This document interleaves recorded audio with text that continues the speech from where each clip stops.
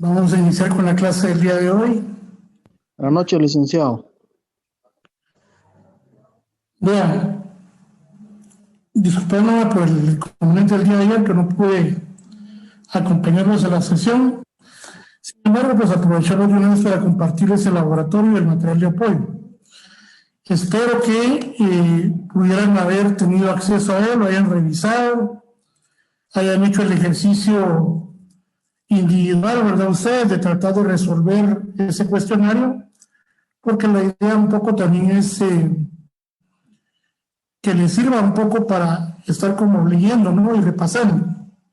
Esa es un poco la idea del cuestionario y el material de apoyo. Ya para el día de mañana ya estamos preparando, o ya está el cuestionario, ya hemos elaborado. Ya solo de pasarlo a la aplicación que se va a usar. Y sí suplicaría, por favor, que entendamos, repito, que para obtener el punteo de la zona de laboratorio, si es necesario que ustedes tengan acceso al laboratorio para poder hacer efectivamente la zona respectiva.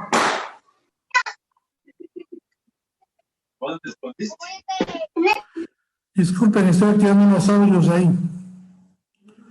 Bueno, entonces, la coordinación del curso nos informó el día de hoy. ¿Qué es eso, cielo? Que el examen parcial está sobre 70 puntos, ¿sí? No 60 como yo les había planteado, son 70 puntos del primer examen parcial y 30 del examen final. Entonces, el laboratorio sigue teniendo una ponderación de 20 puntos. Para que entonces ustedes entren con 20 puntos en su examen, es importante que hagan el laboratorio. Ya decía yo que no importa el resultado o la nota que obtengan de ese laboratorio, sino más bien los 20 puntos van a ser otorgados por el simple hecho de contestarlo, terminarlo y enviarlo, ¿verdad? O finalizarlo. Ya mañana les vamos a dar las instrucciones de la aplicación que vamos a hacer, que es una distinta a la que se va a usar el día del examen, porque para la aplicación del día del examen hasta hoy en la noche tenemos nosotros una capacitación sobre esa aplicación. Lo importante es que van a tener 20 puntos y sí suplicaría que todos, sin excepción, traten de hacer su laboratorio. Por la cantidad, digamos, de estudiantes que son una sección, pues yo le comentaba al auxiliar, a Diego, que me preocupaba un poco porque veía que pues no todos se conectaban a la clase, entonces esperaría, independientemente de eso, ¿verdad? Porque el tema de ganar el curso ya es una responsabilidad de ustedes, ¿verdad? Yo cumplo con dar la clase, con preparar el material, los materiales de apoyo y demás. Pero sí me preocupa que el día de mañana pues se conecten todos y todos sustenten o tengan la posibilidad de desarrollar el tema del laboratorio, poder acumular esos 20 puntos y entrar en toda esa examen parcial con 50 errores, ¿verdad? Yo indico, preciso y reitero, juntamente con la coordinación, el auxiliar y demás, estamos haciendo un esfuerzo para que ustedes tengan no solo acceso al tema de la clase, sino a materiales de apoyo, ¿verdad? Para que estén preparados para efectivamente superar el tema del curso, ¿verdad? Entonces, el laboratorio mañana es en horario normal de clase, de 7 a 8, ¿verdad? Son 18 o 20 preguntitas que vienen ahí, ¿verdad? Es decir, de selección múltiple, es un sistema bien fácil, ¿verdad? Que vamos a usar y de una vez advierto de estas preguntas, pues básicamente este laboratorio, digamos, de estas cuestionamientos que van a ver ahí, por lo menos el 50% les va a venir en su examen parcial. ¿Está algo ahí?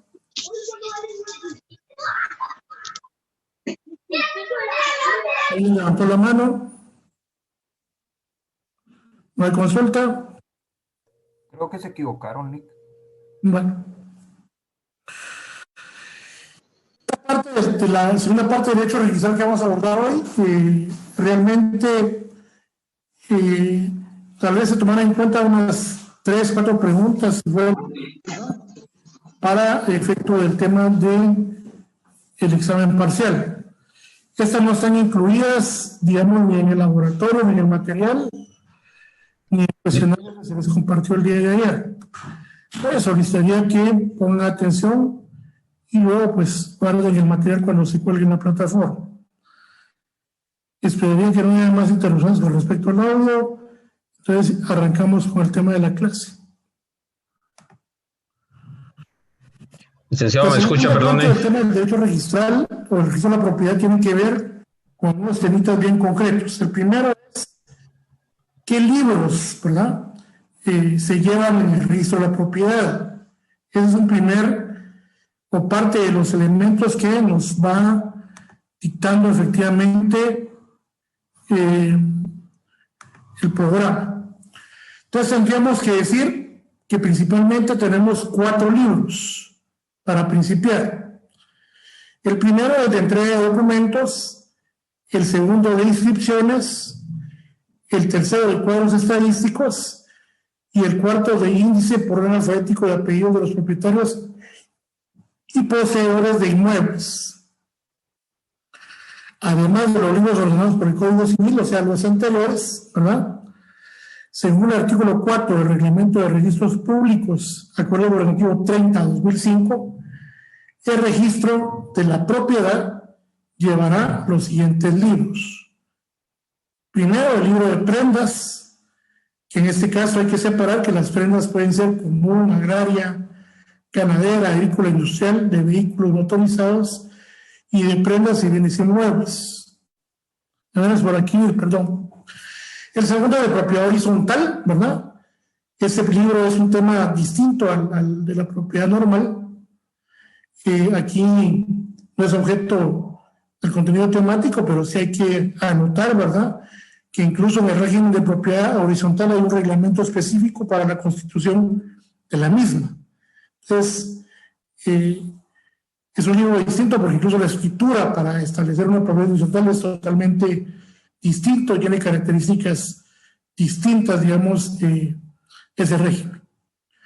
Luego tenemos un tercer libro que es de inscripciones especiales, un cuarto libro que es de vehículos motorizados, un quinto que es de naves y aeronaves, un sexto que es de minas, un séptimo que es de concesiones otorgadas por el Estado para la explotación de cualquier recurso natural renovable o no renovable, un octavo de avisos notariales de testamentos donaciones por causa de muerte,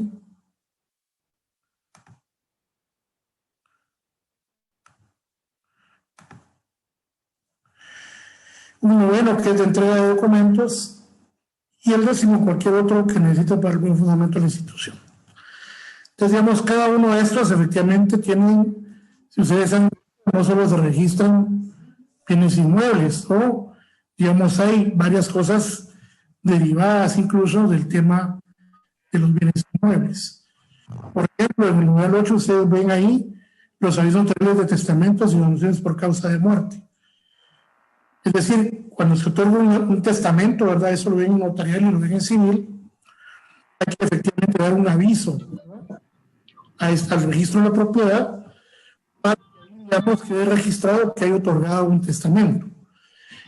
De hecho, por ejemplo, cuando alguien fallece, iniciar, digamos, por ejemplo, un intestado, es necesario pedir un informe al registro de la propiedad para saber si el causante, o sea, el fallecido, otorgó, digamos, testamento, o también se otorgó alguna donación por causa de muerte. Entonces, el registro tiene efectivamente esta particularidad de anotar, digamos, o registrar estas cuestiones particulares que tienen que ver con la propiedad, ¿verdad?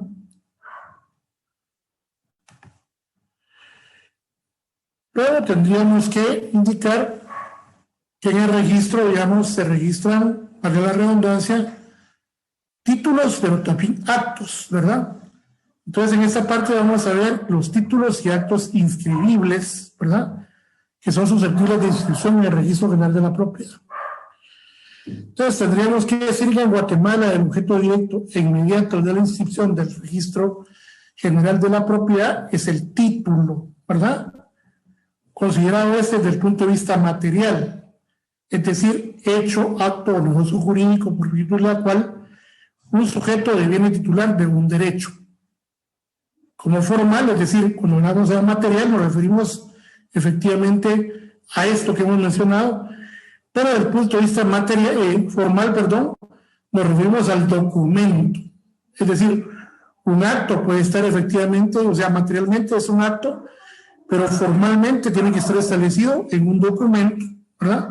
En el que está inserto, ¿verdad? O plasmado ese derecho, ¿verdad? Que nosotros muchas veces le llamamos título, ¿verdad? El instrumento público, bueno, esto para los que hayan llevado notariales va a ser familiar, para los que no, pues efectivamente va a ser un tema pues que no conocido.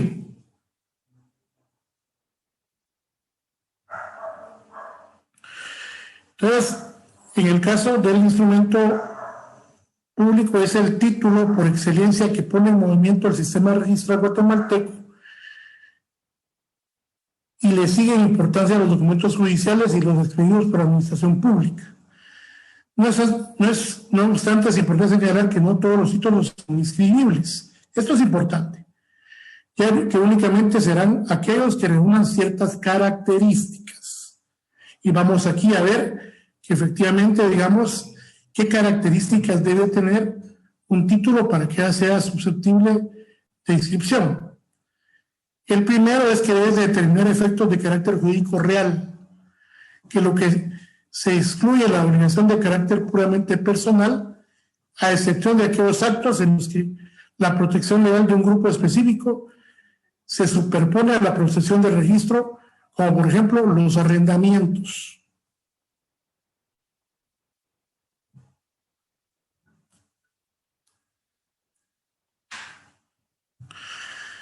Segundo, los que contengan actos o contratos de decisión de conformidad con la ley, es decir, la ley va a establecer cuáles, es decir, y en ese caso, si la ley lo establece, deben de inscribirse, ¿verdad? Los que regulan las formalidades tanto de fondo como de formas establecidas por la ley. Los que estén revestidos de autenticidad y hagan fe por sí mismos o con otros complementarios. En cuanto al contenido, sean objeto de inscripción, es decir, que el título debe surgir eficazmente, que su autor real debe ser quien el documento indica y debe ser autosuficiente. Aquí repito, digamos, para aquellos que ya han cursado notariado, pues les haría un poquito más fácil comprender lo que está planteando esta parte de los títulos. Luego tendríamos que decir que los títulos de inscripción se encuentran enumerados en la parte conducente del Código Civil, es el artículo 1125, entre los cuales hay aquí una extensa lista. Vamos a mencionar solo algunos, porque son varios. El primero, el título se acredita en el dominio de los inmuebles y de los derechos impuestos sobre los mismos, derechos reales. Aquí puede ser, por ejemplo, la compraventa. Bueno, los títulos relativos de dominio de inmuebles en los cuales se constituyan, reconozcan, modifiquen o exijan derechos de usufructo, uso, habitación, patrimonio familiar, hipoteca, servidumbre, cualesquiera otros derechos reales, sobre inmuebles y contratos de promesa, sobre inmuebles o derechos sobre los mismos. La titulación que consta en título supletorio legalmente expedido. Me voy a quedar con estos tres a manera de ejemplo, porque, digamos, son abundantes y numerosos estos títulos, digamos, que enumera el artículo 1125 del Código Civil. En todo caso, si preguntara en el examen algo relacionado a este tema de los títulos, pues efectivamente haría referencia a uno o dos únicamente de manera de ejemplo. Como seguimos viendo, hay 14 enumerados según ese artículo 1125. No voy a entrar efectivamente, digamos, en detalle sobre cada uno de ellos. Entonces, tendríamos que decir en resumen que los títulos escribibles de conformidad con la legislación vigente en Guatemala son los siguientes. Me interesa que lo tengamos bien claro. Los testimonios o copias simples de escrituras públicas autorizadas por notario son inscribibles. Las facturas legales, esto para inscripción de bienes y muebles identificables. Si ustedes ven un par de láminas anteriores, no solo son inmuebles, sino una serie de muebles, ¿verdad? Y en este caso las facturas que acreditan la propiedad de esos muebles, ¿verdad?, son efectivamente susceptibles de inscripción.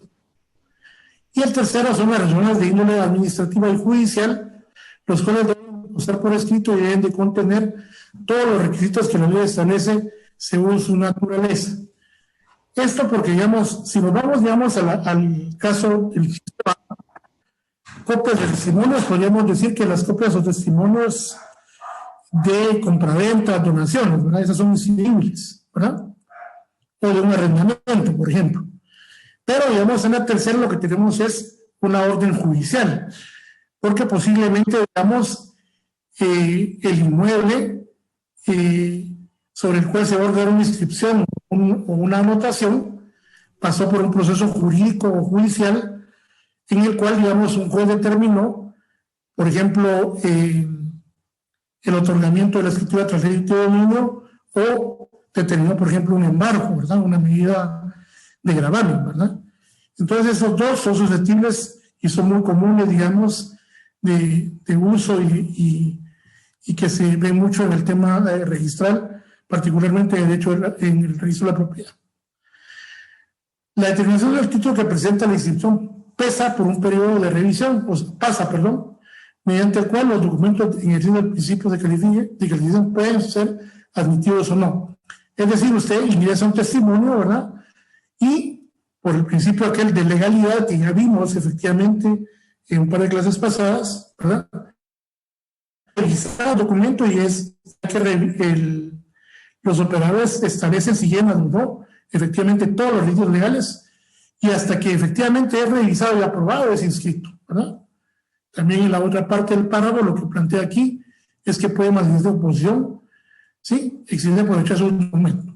Es decir, me puede rechazar a mí un documento que en el registro no le llaman rechazo, no se le llama suspensión, ¿verdad?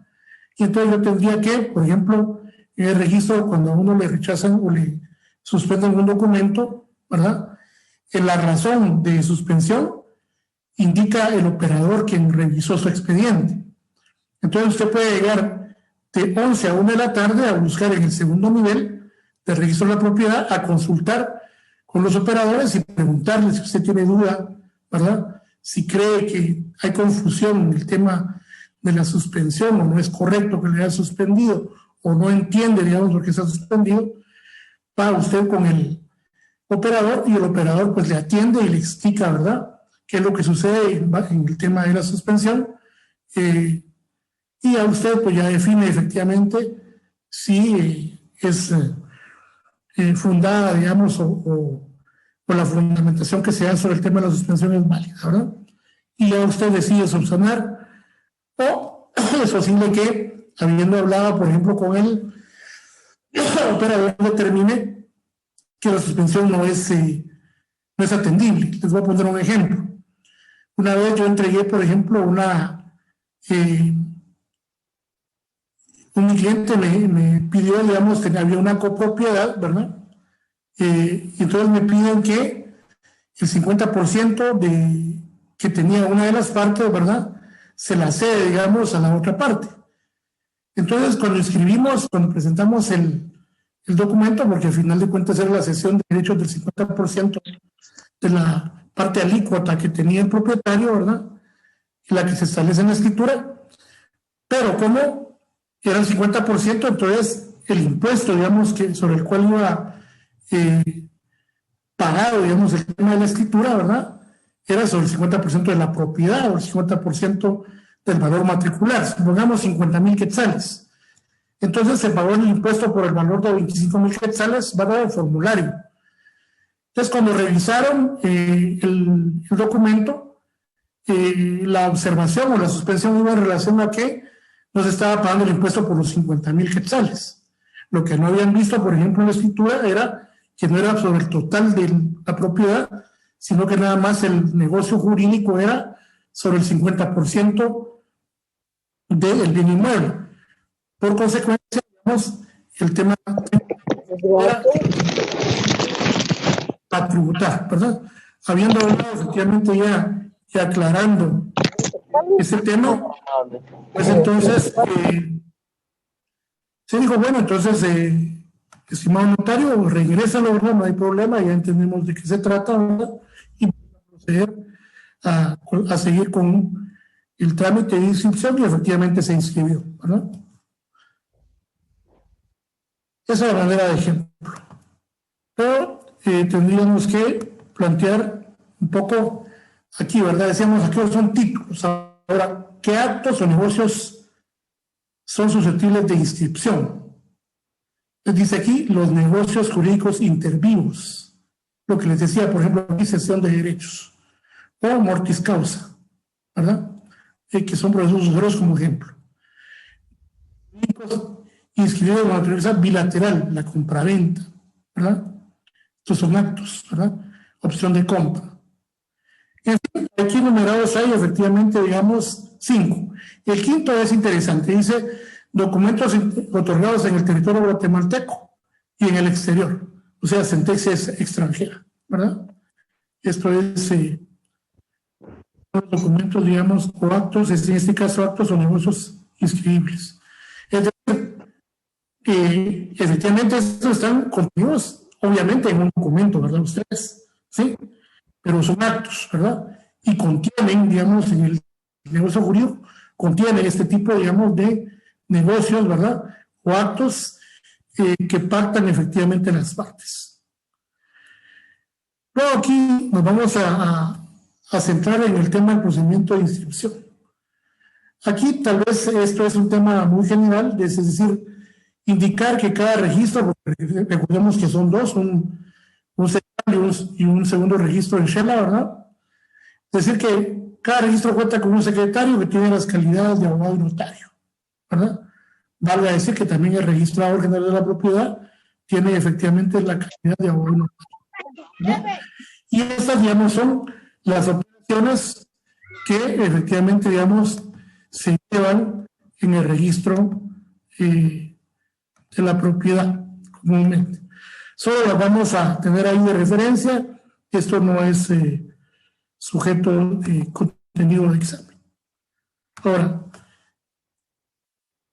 sí tendríamos que irnos al artículo 18, ¿verdad? Del Acuerdo Gubernativo 30/2005. Y entonces aquí sí planteamos efectivamente parte del procedimiento de inscripción, ¿verdad?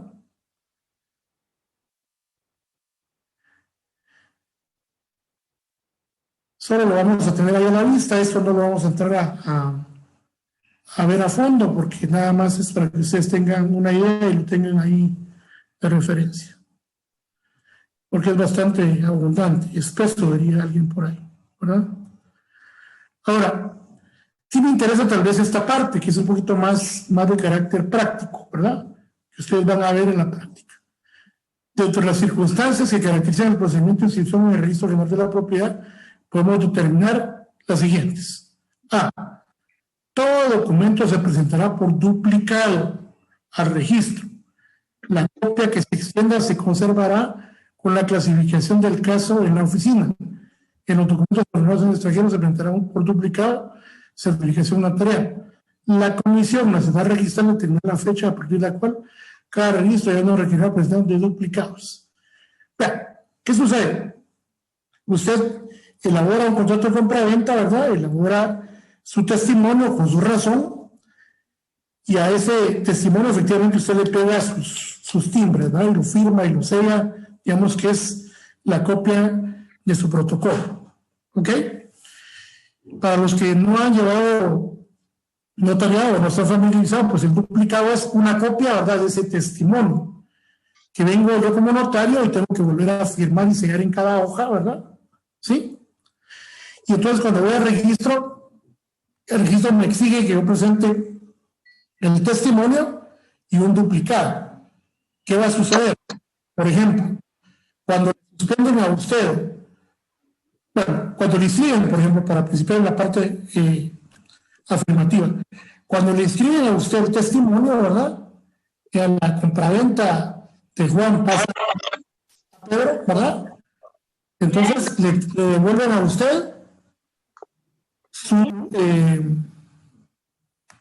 perdón que estoy desactivando un par de personas ahí, le devuelven a usted su testimonio razonado, que ya está inscrito, pero en el archivo, o sea, en el registro de propiedad se queda ese duplicado, ¿verdad?, que es guardado, es archivado, ¿verdad?, en una parte especial para duplicados. De la misma manera, cuando un documento es suspendido, a usted le regresan efectivamente el testimonio y el duplicado se queda, no le devuelven a usted los dos, ¿verdad? Entonces es interesante este tema de los duplicados, ¿verdad? Para efectos prácticos. Luego, las instituciones hipotecarias y penales expresarán las condiciones a que están sujetos los créditos, el importe de la obligación garantizada y el plazo. En las inscripciones se va a constar en la inscripción de propiedad tanto el predio dominante como el predio sirviente. Pero si fuera constituida con carácter de uso público a favor de los pueblos, ciudadanos, municipios, solo se va a constar el predio sirviente, con un número predominante. Bueno, esto es por derecho civil, ¿verdad? Ustedes voy a seguir desactivando algunos micrófonos que están activando, solo para que no nos interrumpa.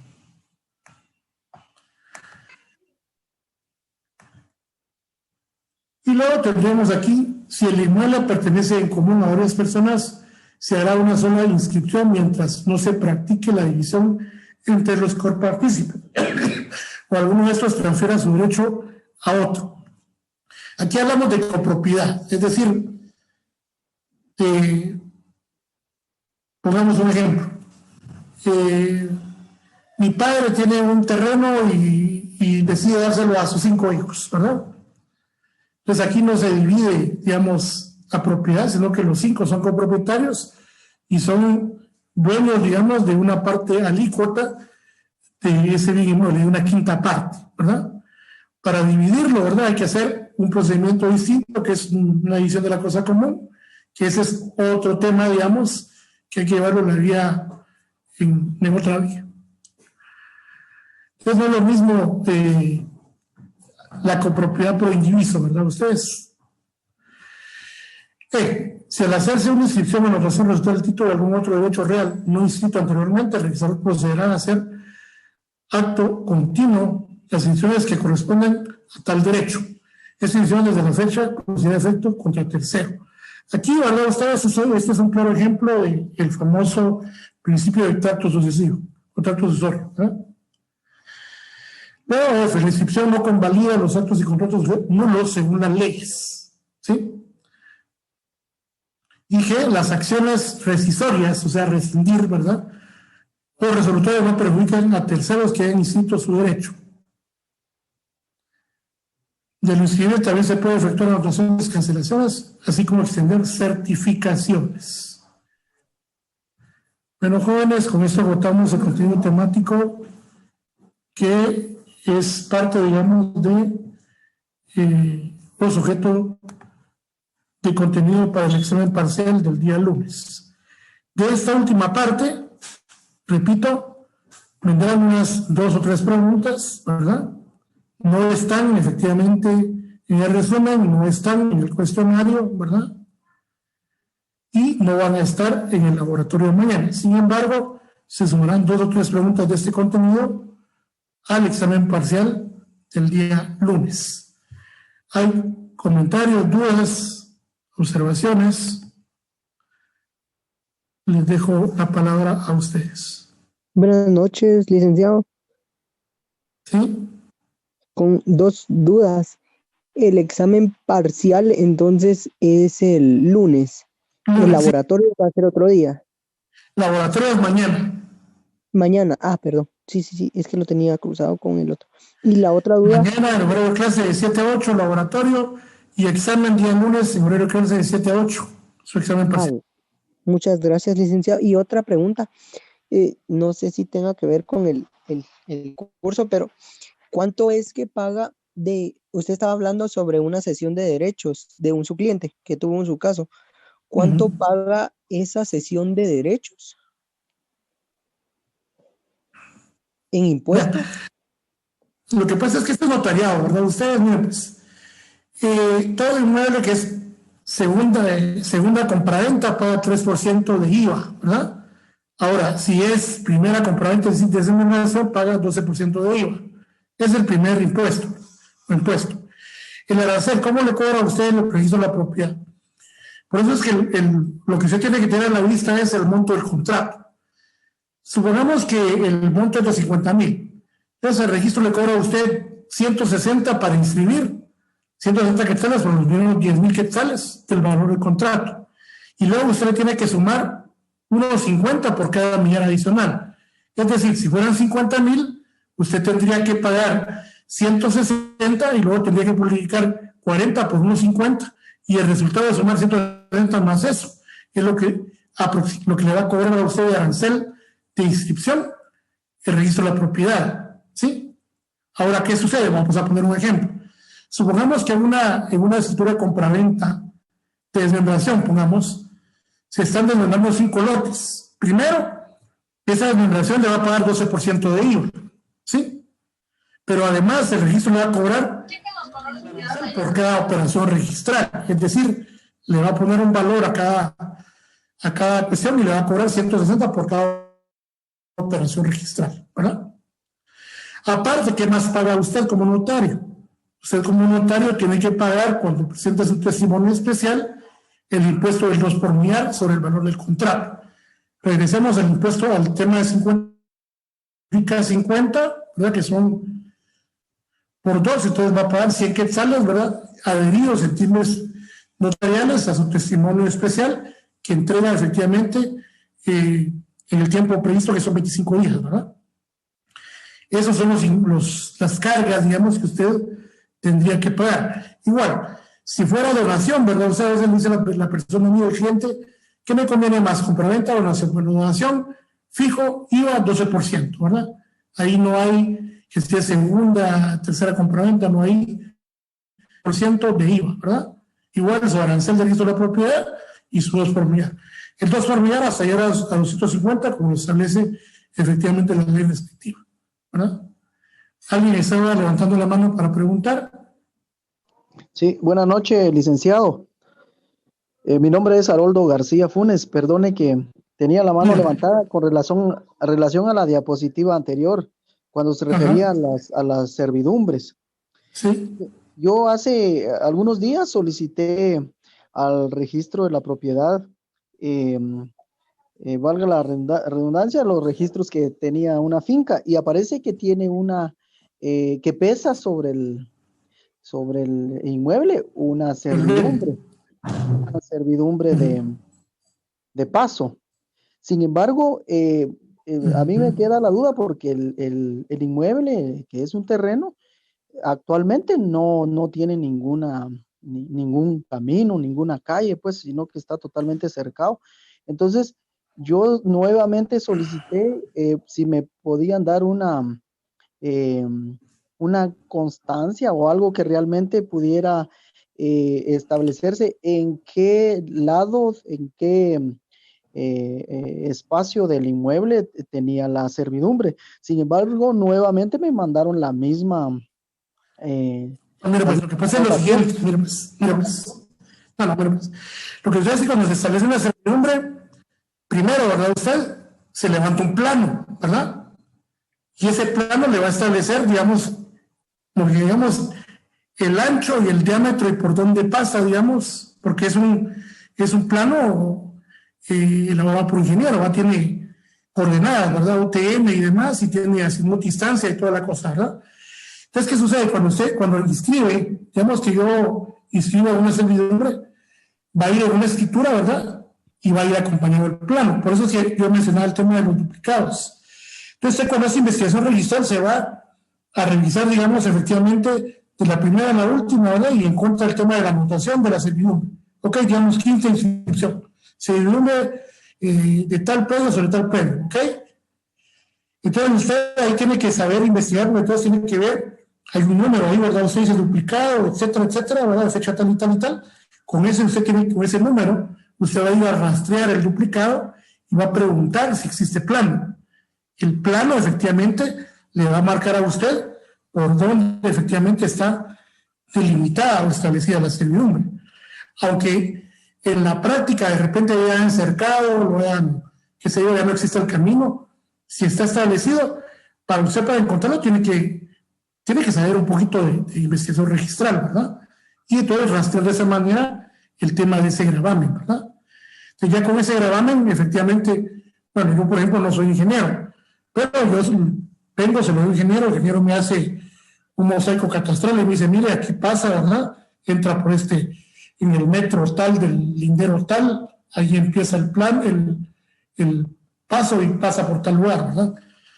El registro no le va, porque como ellos no va a ser un tema descriptivo, ¿verdad? No le van a hacer un análisis, ¿verdad? Él le va a otorgar documentos. El que hace el análisis es usted, digamos. Si para eso, por ejemplo, le contrataron.